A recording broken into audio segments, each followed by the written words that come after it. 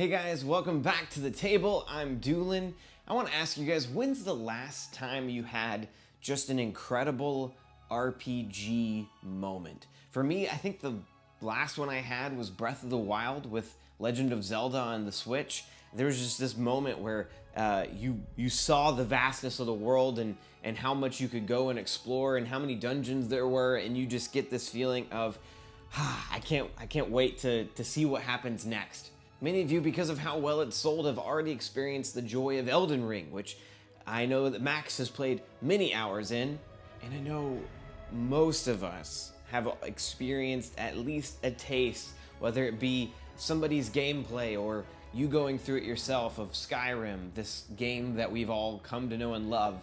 The reason I bring up any of these is because the feeling I got playing those games, where I just could not put them down. Time just kind of ceased to exist in my house because I would sink 3-4 hours into them and not wanting to be done yet. Well, I have an RPG that I have spent about 10 hours in over the last week, and that is Tainted Grail. And in no way, shape, or form anywhere close to seeing everything this game has to offer. But there were a lot of things I want to talk about while they're still fresh on my mind, so this is part one of Tainted Grail's review. The first thing I desperately want to talk about is how heavy this leans into an RPG feel. You start in this tiny little town that you need to save, that is your home. The moment you leave your starting town, you'll find quests, story, and secrets in every single card in this game, and there are a lot of them. For the first time in board games for me, I got this feeling of discovery that I've only got from Sandbox games in video games. I realized in a moment that I could potentially go anywhere I wanted, discover, say anything I wanted, go on any quest line I wanted, and the game wasn't going to hold my hand along a specific storyline. In fact, the game barely holds your hand at all, which for those of you that haven't played RPGs before, this might not be where you want to start. But as for me, I love this feeling of, I don't know where I want to go, I don't know who I want to talk to, I don't know what quest line I want to accept, I don't know if I'm wandering into an area that the game's going to throw something incredibly difficult at me yet. I want this to be as non-spoilery as possible, but for those of you that really don't want to, maybe skip ahead about 15 seconds. One of the very first decisions that I made was to go to the left side of the island because I had heard an expedition that had left my town was going that way. Wanted to find out where my mentor went. I didn't really care about everything else yet. I just wanted to see if they had anything for me. So I leaned heavily into that quest line and very quickly realized I was getting into some areas very high north that were probably in-game areas, but the game let me go there because that's what I wanted to do. I talked to a queen lady who was really mad and was trying to take over the world. She offered me a job, I said no. Then I went up a little bit north to the place that she was fighting up against. Then that guy told me his secret plot, and I had the choice between saying yes or saying no, which the very first time I played, I said no, and they murdered me.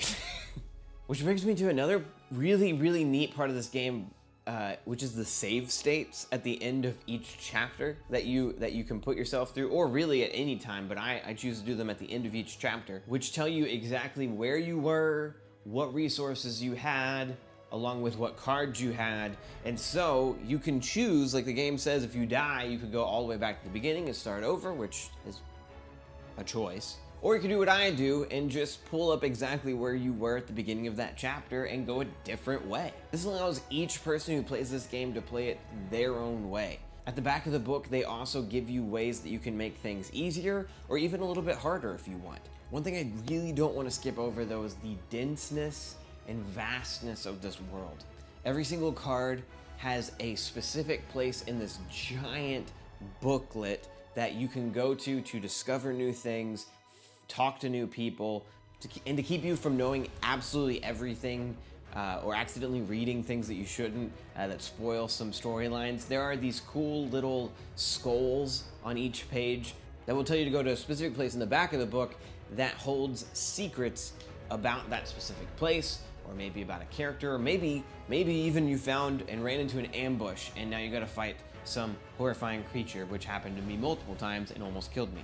There have been times in playing board games, specifically with a game like Detective or a game like The Initiative, where secrets really help keep you pulled into the game. They're not the main focus of the game by any means, but they're definitely this little shot of dopamine that makes you want to keep playing and find more of them. Well, Tainted Grail has that at every corner of the map. I've yet to go to a place where I haven't seen skulls on the page somewhere and wanted to figure out how to get that, and then being completely horrified when it's actually something horribly bad. But I'm glad I found it, because the not knowing was killing me. Which that brings me to the final thing I want to talk about in this review, at least for part one, which is the combat and diplomacy skirmishes, which all use a deck that you've built. And almost like a JRPG, you take a turn and then the enemies take a turn. But the enemy will start with a card that will tell you how it will react based on how much damage that it has, and then they will also show you a couple of symbols on the right side of the card that will determine what you can play from your hand to affect the enemy in what way. These symbols actually match up with symbols on your player board, which the left side all deal with combat, the right side all deal with diplomacy. And depending on how you've leveled up your character, you will be able to or not be able to use specific attacks on the enemy. Each card that you play from your hand will also have some sort of action that will happen either as soon as it's placed or at the end of the round. This causes you to have extreme caution, because the difference between playing one card or the other can be extremely detrimental, I've found. But the great part about these systems is that it doesn't take incredibly long for a skirmish to end, whether you win or lose. And on top of this, you also get really cool loot that will be something you absolutely need in the game to win. The fact that they're fast and rewarding keeps it from becoming this interruption from you enjoying this story, and becomes this moment that you actually look forward to at times, or fear, because man, there's some ugh. I think if the combat were any longer, it would feel like way too much of an interruption, as well as if it were just removed, I would feel a lot less scared of this world that it's sending you into. So far, I love this game. And I can't wait to keep playing it and potentially talk a little bit more about how good the story is late game. But I'm only 10 hours in, and I foresee this taking at least 40 hours or more. And that's on top of if I don't do or do not want to go back in with a new character, because each character has their own bit of storytelling that you don't get to see if you don't play as the others. But that's it for now. If you have any tips or tricks for me as I play through Tainted Grail, please let me know now in the comments. But until next time, I'm Doolin. See you guys later.